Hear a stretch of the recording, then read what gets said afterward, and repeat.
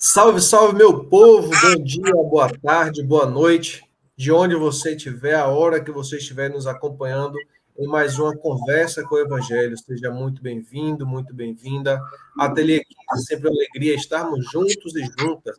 Sem mais delongas, né? Deixa eu acolher aqui na nossa sala com muita alegria nosso companheiro de caminhada que muito tem nos ensinado, Marcelo Barros. Seja bem-vindo, Marcelo. Obrigado, Darlan. Uma alegria grande estar com você de novo e estar com os participantes dessa roda de conversa boa que a gente sempre faz, a conversa com o Evangelho. Com certeza. Hoje, né, 20 de novembro de 2022, 34º domingo do tempo comum, o último domingo comum do ano, né? A Igreja Católica e algumas outras igrejas históricas, elas celebram hoje a festa de Cristo Rei. Nessa passagem de hoje, né, a gente reza com o Evangelho de Lucas, capítulo 23, versículos de 35 a 43. E ele conta uma cena dos últimos momentos de Jesus na cruz, um pouco antes de morrer. E aí, Marcelo, para já iniciar nossa roda de conversa de hoje com uma pergunta meio provocativa, né? E até para esclarecer para muitas pessoas, por que será que nessa festa de Cristo Rei a gente vai ler o Evangelho justamente do momento em que Jesus está na cruz? Perguntaria o que uma coisa tem a ver com a outra? Como que a gente pode fazer essa ligação? Acho que a ligação, Darlan, é muito importante, porque quando a gente fala de rei, reino, você sempre imagina glória, esplendor, poder.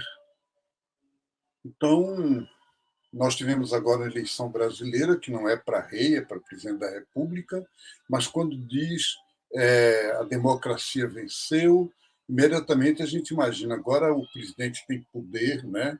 Pode fazer as coisas, vai mudar tudo, e, de fato, o projeto divino não é assim, não é a partir do poder. E aí Jesus teve muita dificuldade de explicar isso aos discípulos. Ele próprio nunca usou para ele esse título, em nenhum momento do Evangelho usa. Ele, quando muito no Evangelho de João, que a gente nem sabe se foi realmente assim historicamente, ele, quando preso, Pilatos perguntou: Você é rei? E Jesus respondeu: É você que está dizendo. Portanto, ele, Jesus, não disse que era, mas disse: o reino de Deus existe, vem ao mundo e eu quero testemunhar isso. E aí, como é que ele testemunha? Pela cruz, doando a vida, aceitando entregar-se por amor e em nome dos outros e em lugar dos discípulos que podiam ter sido presos. Então, tem essa ligação, quer dizer, a cruz para Jesus, não o sofrimento pelo sofrimento, isso não, mas o entregar-se, o doar-se aos outros, é o modo dele trazer para nós o reino de Deus. Então, nesse sentido, tem essa relação. E esse fato da igreja consagrar o último domingo do ano comum para pensar, meditar, contemplar Jesus como rei, no fundo não é sobre Jesus, é sobre o reino de Deus que Jesus traz. Então é isso, Darlan. Excelente, Marcelo. Eu lembro, a gente já faz algum tempinho, né, que a gente faz essa conversa semanalmente aqui, e eu lembro que num dos episódios dessa festa de Cristo Rei, você já disse que tem dificuldade de comentar sobre o sentido dessa festa, né? E aí eu peço para você trazer isso um pouquinho mais e também como que a gente celebra Cristo Rei na nossa realidade. A dificuldade maior com Cristo Rei é que essa festa é uma festa inventada pelo Papa Pio XI em 1925, portanto, ela não tem nem 100 anos, ela é relativamente nova. Enquanto que as festas litúrgicas, tipo manifestação de Jesus, Natal, Páscoa, são de 2000 anos, né, do cristianismo. Cristo Rei é uma festa que não tem 100 anos. E o Papa Pio XI, naquela época, com a mentalidade da igreja daquele tempo, eu não estou criticando nem acusando, ele instituiu essa festa de Cristo Rei, no fundo, para falar dos direitos da igreja de ter o território do Vaticano, o Papa ser chefe de Estado, em nome de Cristo. Quer dizer, se Cristo é rei e o Papa é representante de Jesus, então ele seria o representante de Jesus, rei. Então era um pouco isso. Coisa que hoje a gente não aceita, não gosta, não é esse o modelo de igreja, a igreja não quer poder, a igreja não deve. O Papa Francisco diz igreja em saída, portanto, não é para ela ficar sobre ela própria. Então, é muito, por mais que a gente fique falando de que o amor, o reino de Jesus é de amor, em Recife, esses dias, aconteceu o Congresso Eucarístico. E quando você chegava no Centro de Convenções de Olinda, onde estava ocorrendo o Congresso Eucarístico, a primeira coisa que você via era uma feira de paramentos, imagens, objetos litúrgicos, cálices. Se eu reunisse aquele pessoal ali e perguntasse, essa feira revela um modelo de igreja baseado na ostentação, na vaidade, no poder mundano do ouro, do luxo, ou manifesta uma igreja preocupada com amor aos mais pobres do mundo? O que é que vocês acham? Penso que seria muito difícil as pessoas responderem pela última possibilidade. Em geral, iam ter que dizer, olha, se a gente for olhar isso aqui, o que está manifestando essa feira não é uma igreja simples, aberta, preocupada com o mundo. E aí a minha questão com a festa de Cristo Rei é: a festa de Cristo Rei ajuda uma coisa ou ajuda outra? É essa a questão, Darlan.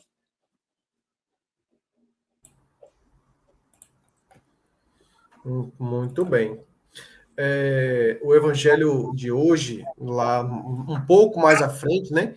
Ele conta que naquele momento ali na cruz, um dos ladrões que estavam sendo crucificado com Jesus falou para ele: lembra-te de mim no teu reino.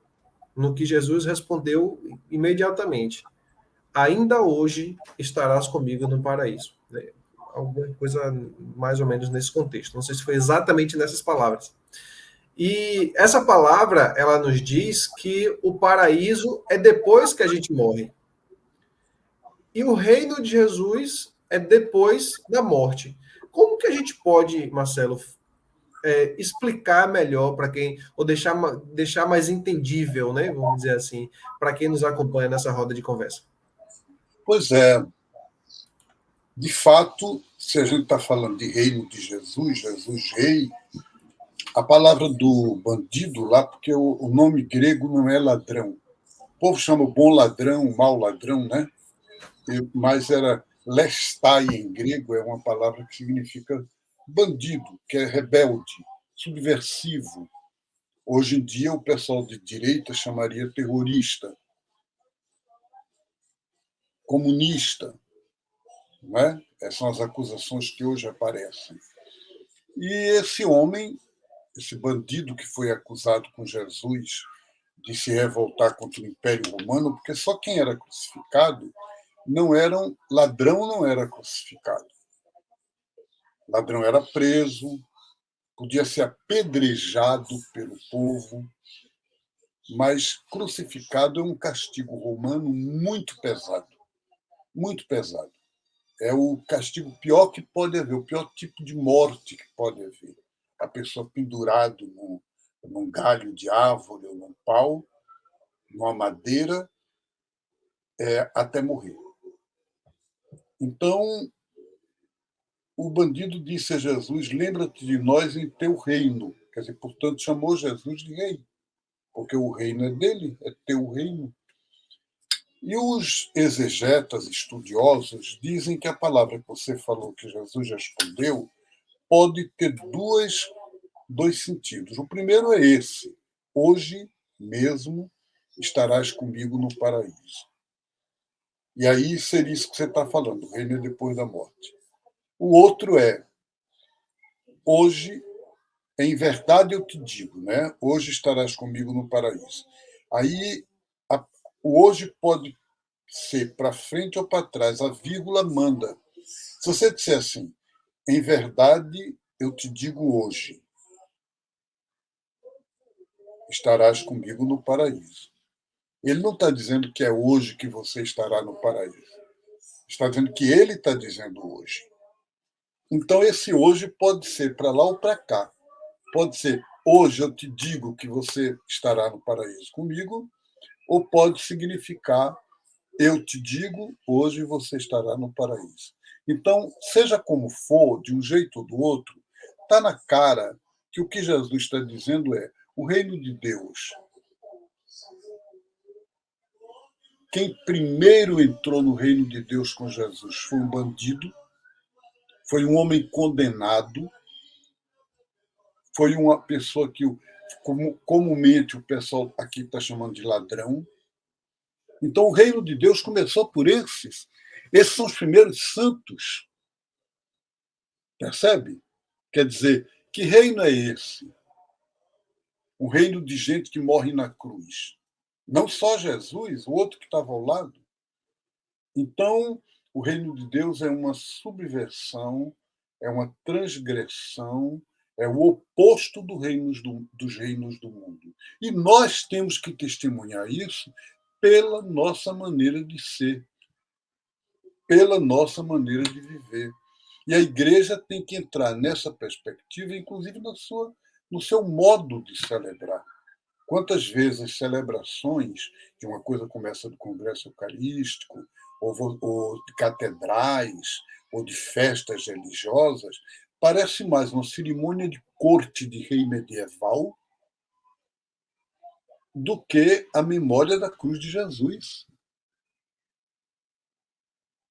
Imagina se eu, olhando para aquela quantidade de bispos todos de mitra, de báculo, de paramentos imensos, solenes, importantíssimos, aquilo dá para a gente a lembrança da cruz de Jesus, do amor de Jesus se doando na cruz. Ou será que não dá outra lembrança? Então é isso que os padres não percebem. E quando uma pessoa como eu falo isso, eu viro chato, desagradável, uma pessoa sem sentido dizer isso. Mas não é, eu acho que é muito importante. Dom Helder Câmara, né, é uma pessoa que nos lembrava isso o tempo todo. Que sinal a gente dá? Não adianta dizer uma coisa com palavra na boca, mas a atitude, a realidade da vida manifestar outra. Muito bem. Outro dia, eu espero, inclusive, não estar falando nenhuma heresia, mas outro dia, numa reflexão, eu disse assim: às vezes eu tenho a sensação que Jesus olha para a gente hoje e diz assim: ó, vocês não entenderam nada do que eu ensinei, né? Sem contar que a Bíblia, a gente, ainda que seja um livro inspirado, né? A gente precisa entender que tem mais de 130 mil traduções diferentes de muitos trechos da Bíblia, né? Então, ainda que a gente leia, faça a leitura de algum texto com a vírgula, com algumas palavras diferentes, as frases, né? A gente sabe que os termos mudam muito de lugar para lugar. Então, é muito importante a gente também levar isso em consideração. E na maioria das Bíblias que a gente lê hoje, não é uma tradução original, é a tradução de outras traduções, né? Então, é muito bom a gente falar sobre isso, porque senão a gente corre um risco muito grande, sobretudo quando são pessoas que fazem aquela, como a gente já disse aqui, né? Aquela leitura da Bíblia ao pé da letra, que acaba sendo uma leitura muito perigosa para todo mundo. Muito bem. Mas aí, Marcelo, voltando a fazer uma ponte, né, com o que você fala, de qualquer forma, eu acho que o que fica muito forte para mim é que no momento da cruz, Jesus revela que, ainda que seja, né, na última hora, né, toda pessoa pode contar com o perdão divino e a participação nesse reinado, né, no reinado de Deus, no reinado de Jesus.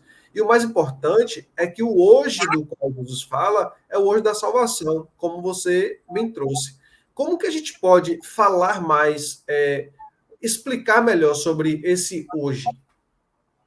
Eu penso que é a responsabilidade nossa de atualizar, né, de colocar para hoje a palavra de Deus. Então, por exemplo, eu adoro os salmos, mas se eu digo os salmos numa linguagem completamente de museu, que as pessoas dizem, isso não é linguagem de hoje, isso não diz nada para mim agora. Se numa missa, uma leitura, e às vezes isso acontece com a primeira leitura, ou às vezes até com a palavra do Evangelho, é totalmente de outra época, de outra cultura. Não adianta só o que você está falando, Darlan, você está falando a tradução da linguagem, da língua, do idioma, mas a tradução mesmo do sentido. Se aquilo não. Se aquela imagem, por exemplo, Jesus rei, quem é rei hoje em dia? Eu moro numa cidade em que, se eu disser rei e rainha, o pessoal pensa em maracatu, em bloco de carnaval. Hoje em dia, quem é que tem qualquer experiência de rei ou de rainha entre nós? Então, é claro que insistir nessa linguagem, ficar falando Jesus rei, Cristo rei, é optar por não dizer a salvação hoje. Como seria dizer que a salvação é hoje? Aquilo que Jesus disse na sinagoga de Nazaré. Hoje, essa palavra se realiza. Então, como se realiza hoje? Com a linguagem de hoje, com o estilo de hoje, com a realidade de hoje. Por exemplo, hoje é 20 de novembro, é o Dia da União e Consciência Negra no Brasil. Existe hoje salvação, quer dizer, portanto, vida plena, alegria, liberdade, direitos humanos conquistados para toda a população negra no Brasil, ou para os descendentes dos antigos escravizados, é uma tarefa importante. Grande Preocupar-se desafio. com isso, responder a isso, é o hoje da salvação. Agora, ficar numa linguagem litúrgica, em que você coloca lá no altar Cristo Rei e diz honra e glória e louvor, não muda nada no mundo. E Cristo não é narcisista. Ele não precisa que eu diga você é maravilhoso, você é lindo, você é ótimo. Não, não.